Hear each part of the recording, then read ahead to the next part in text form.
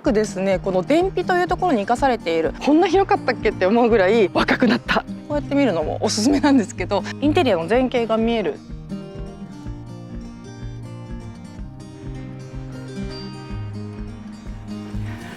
はい、皆さんこんにちは。自動車ジャーナリストの今井ゆきです。今日はいよいよ新型リーフ一般公道で試乗するタイミングを得ました。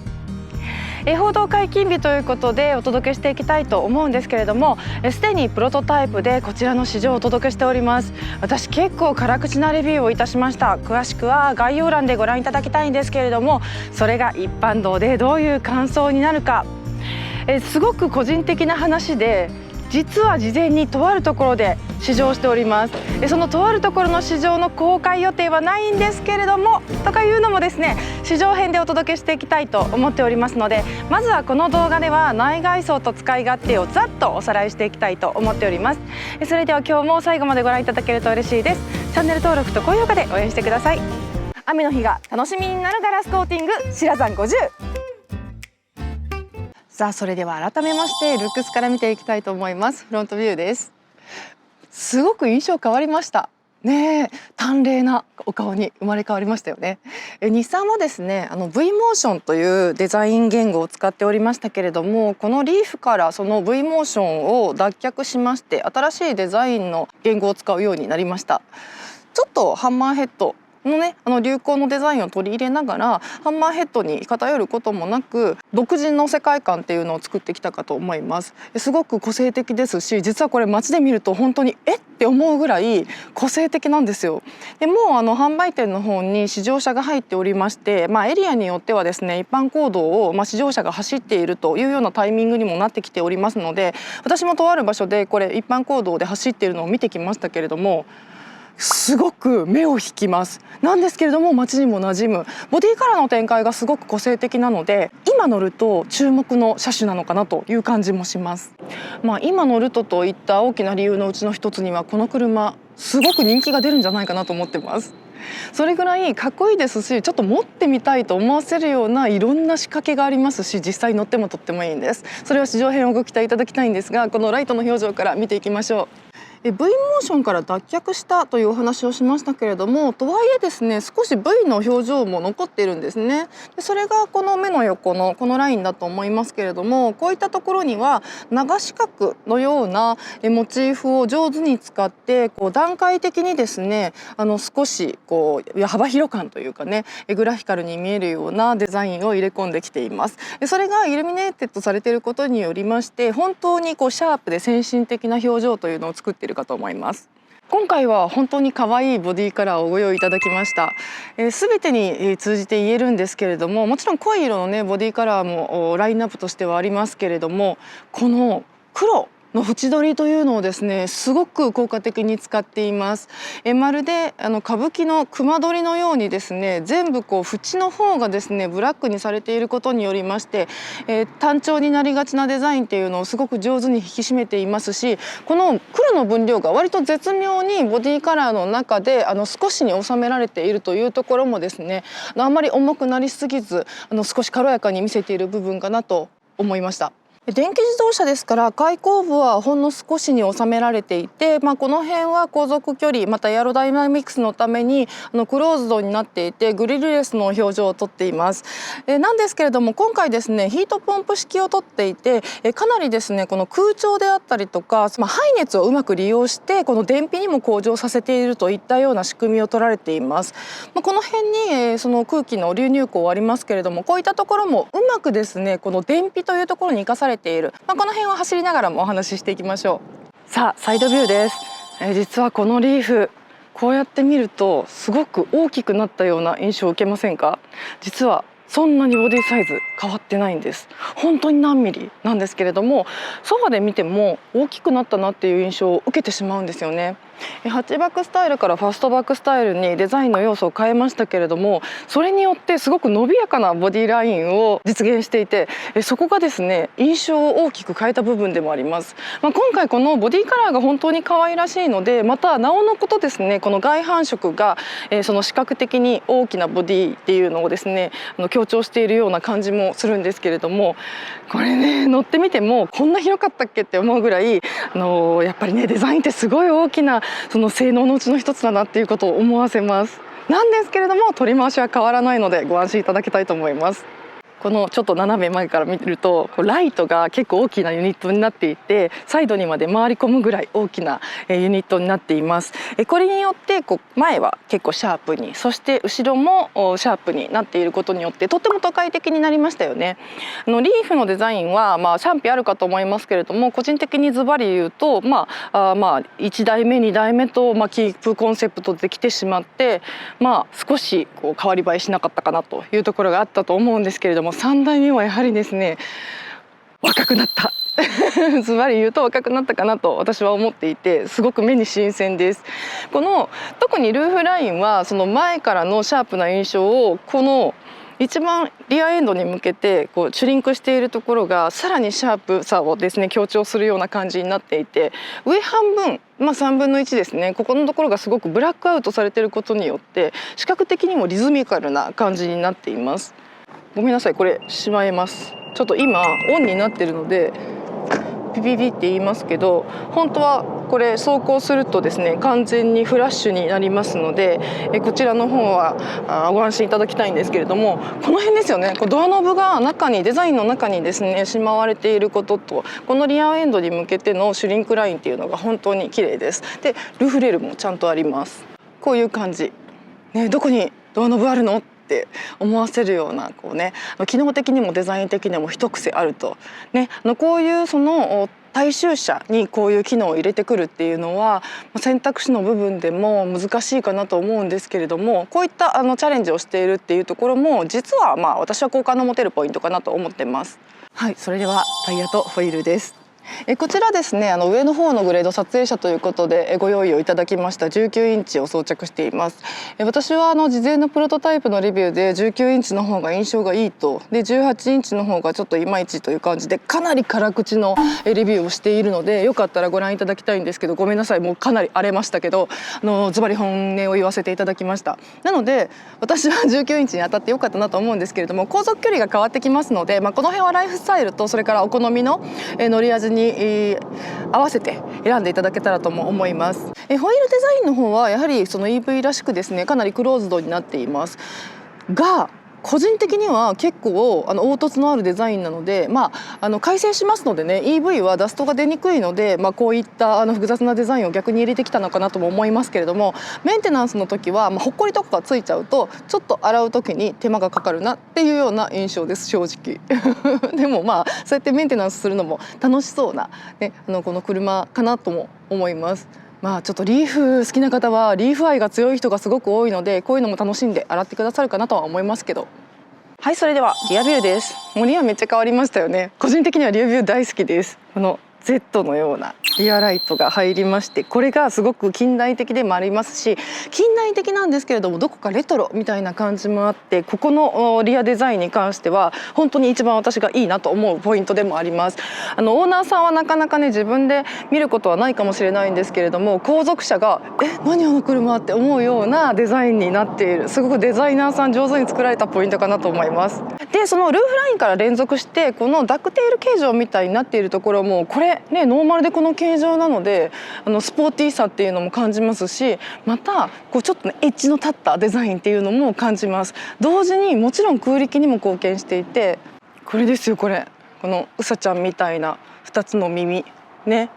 こういうのは前から来ている空気をですね後ろの方にきれいに流していって、ここで巻き込みを抑えるといったような感じですよね。今回航続距離が700キロ、一番ね最大で700キロを超えているという素晴らしい性能を持っていますので、こういった空力パーツとかもやはりですねその長くリーフを作ってきた日産ならではのノウハウというのが生きていると思っていいと思います。実はこのウィンドウの上部のエリア、ここだけですね少し艶を消した黒のユニットが入ってるんですね。で同色の異素材、ここはガラスになっていて、そのチタンのような艶消し、そしてここにまた艶っていうのを持ってくることによって、ここも視覚的にですね退屈感のないリズミカルな表情っていうのがあって、さらに伸びやかさっていうのを表現してるかなとも思います。ここすごく綺麗ですよね。こういったファストバック形状の車ってこの辺の処理がすごく難しいと思います。ともすればちょっと複雑になりすぎてしまうみたいなところもありますし、そうすると工数が上がって、コスト的にもっていうところはあると思うんですけれども、めちゃくちゃ滑らかにスムーズにつるんとさせてるんですけれども、曲面で上手にですねそのキャラというのを表している。でこんなにシンプルなんですけれどもすごく印象に残るっていうようなうまい曲面の作り方だなと思って、ここもこうやって見るのもおすすめなんですけど、ここもですね新しいリーフのキャラクターを作る上ですごく上手なポイントかなと私も思ってるんですけど、いかがでしょうか。皆さんもぜひこの角度で見てみてください。そしてもちろんリーフなのでテールパイプなどはございません。この辺もすごくすっきりしてるんですけれども、このエンド部分にですねちゃんとツヤ黒を持ってくることによりまして、高級感というのもですねただただ樹脂だけではなく高級感というのも表してるかなと思います。ここに大きなナンバーがありますので、ここにそのツヤのパーツを持ってくることによって、これ全部樹脂だったらすごく商用車っぽくなると思うんですよね。でしっかりとこの辺で質感を持たせているというところも工夫された部分なのかなと思いました。もちろんこの辺はセンサーなどなどの隠すっていうその機能的な部分もあるかと思うんですけれども、それだけじゃなくちゃんとデザインも両立させているというところは注目ポイントかなと思います。ラゲッジ開けます。はい。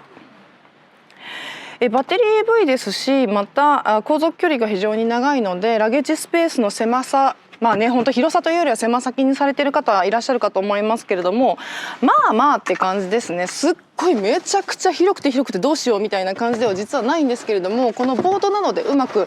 工夫をしてフラットに使えるといったような工夫がたくさんされております。はい、ノーマルこのような状態になっていて、これが2分割されています。もちろん下に入れて使うこともできまして、このボードの行き場所っていうのを考えなくてもよくなってるんですけれども、ここですね、この下にこのようになっていて、これはもう取れないんですよ。だからこんな状態になってるんですね。でそれを隠すというか、段差をなくすためにこうしてるんですけれども、2段にすることによってここにも物が入れられるといったようなちょっとしたストレージ、セカンドストレージになっているというようなイメージです。ここに関してはその航続距離、バッテリー EV の宿命と言ってもいいようなところなので、ユーザー側に割り切りが必要かなという感じはします。しかしここにねコンセントがあって、なんと 1500W までいけちゃいます。 100V、1500W までいけちゃうので、予備電源として使うことも可能というところも頼もしい部分かと思います。さあそれではインテリア行きたいと思います。もうインテリア本当に綺麗なんですよね。綺麗かつエコロジーでもあるんですよね。まずすごく私この組み合わせ試乗会プロトタイプの試乗会でも絶賛したんですけれども、もう何とも言えない紫のような紺のような色が使われていて、なんとそのカッパーというかねゴールドとの組み合わせになっていて、これまでの日産にもなかったようなというか、もう日産だけじゃなくてこれまでの国産車で選んでこなかったようなカラーのコンビネーションが使われていて、もう心が思わずですね、おしゃれって湧き立つような、もうパッて花が咲くような感じのおしゃれなインテリアカラーの組み合わせになってます。だからこれはもうカラーデザイナーさんが本当にいい仕事をされたんじゃないかなと思ってます。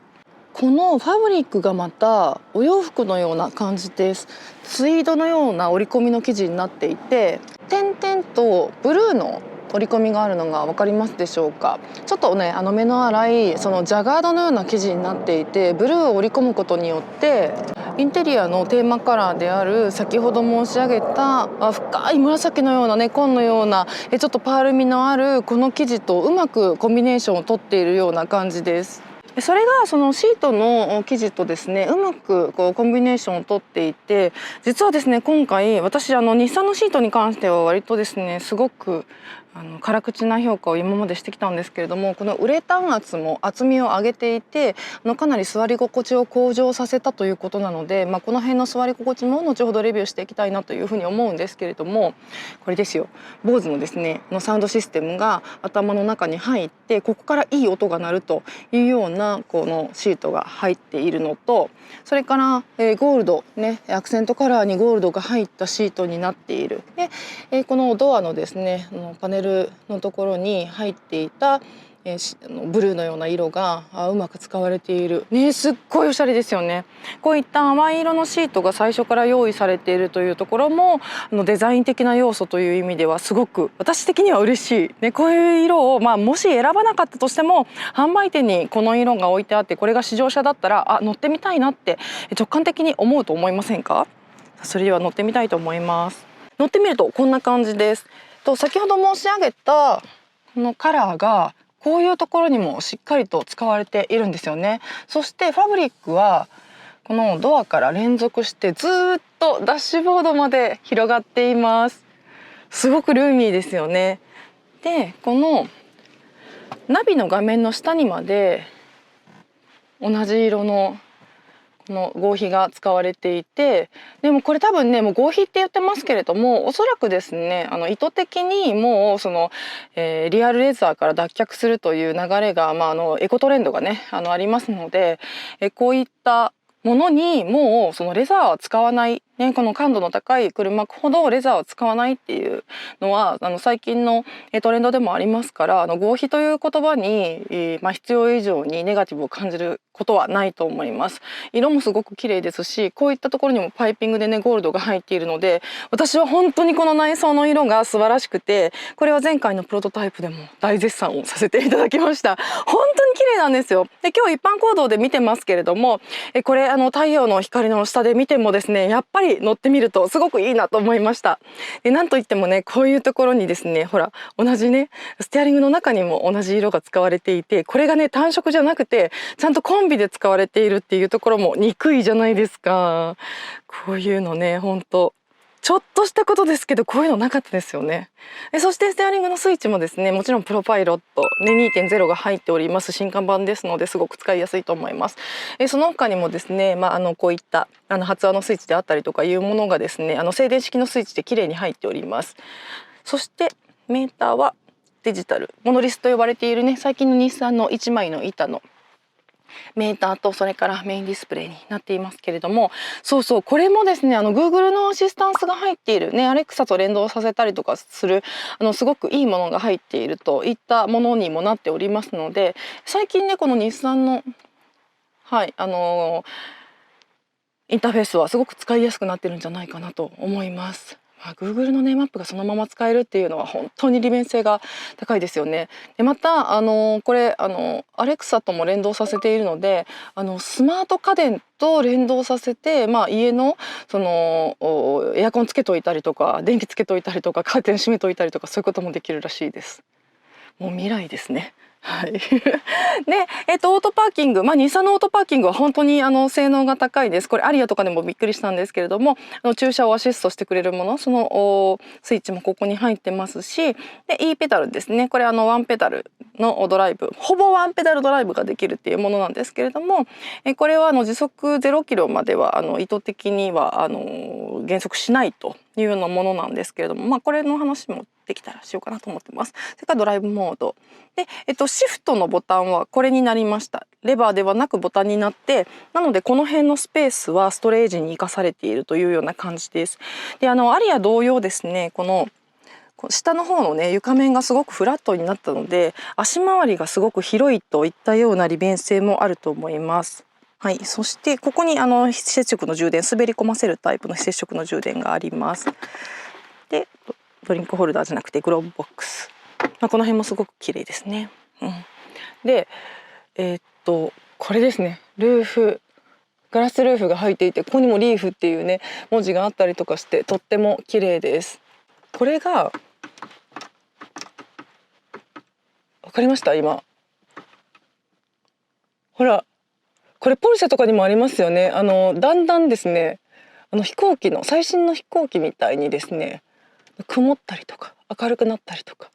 だからフラップじゃないんですよね。もう今やフラップではなくて、こうやってガラスが透過したりとか、それから曇ったりとかして機能を持っていくといったようなものになってます。すごくないですか？これ超高級車とかにも入っているような機能ですよ。なんか子供喜びそうって思っちゃいますけどね。でそれにちゃんとリーフっていう文字が入っているのが面白いですよね。はい、それではリアシートです。ここのレバーを開けて乗り込みます。結構ドアパネルが大きいですし、しっかりと開きますので、ルーフラインは傾斜しておりますけれども、乗り込みはしやすいんじゃないかなと思います。19インチの大きなタイヤが入ってますけれども、ホイールベースが結構長いので、フットボックスは意外と足入れしやすいかなと思います。すごいスッと乗れますよね。あ、広い。これは見た目以上にもしかしたら広いかもしれません。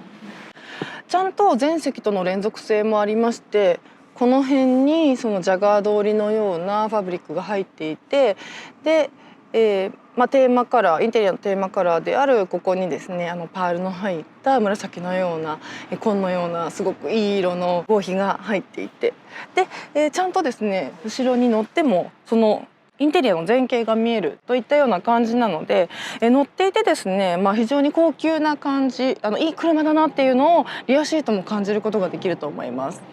個人的にですね、この電気自動車の利点って意外なところにあって、フットボックスが深すぎないんですよね。だからこの外から入ってきた時の足が下に入りすぎないので、足の移動が少ない、足入れの移動が少ないっていう意味で意外と乗り込みやすいと個人的には思ってます。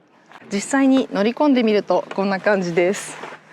ね。ヒップポイントも高いですし、すごく乗り込みやすいなと思いました。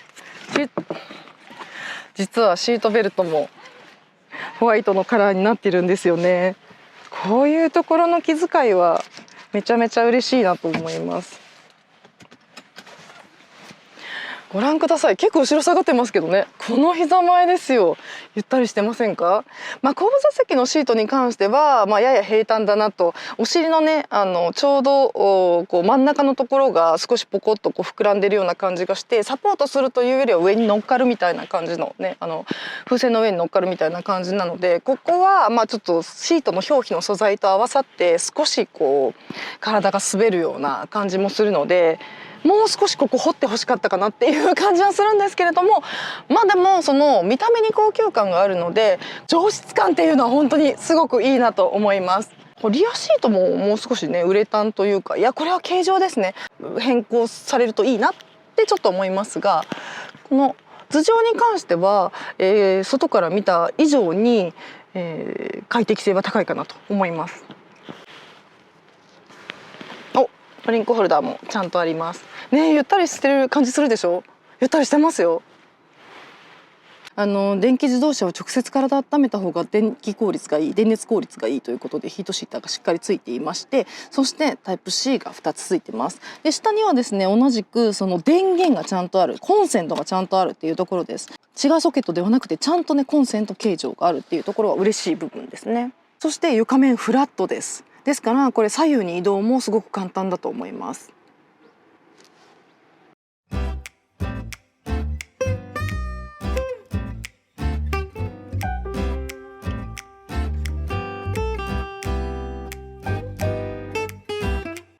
はい、というわけで今日はこちら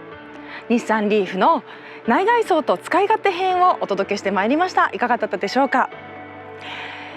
こちらの一般道市場の動画の方は追って公開をしていきたいと思っておりますけれども、実は本当の進化はこの走りにこそあるかなと思っています。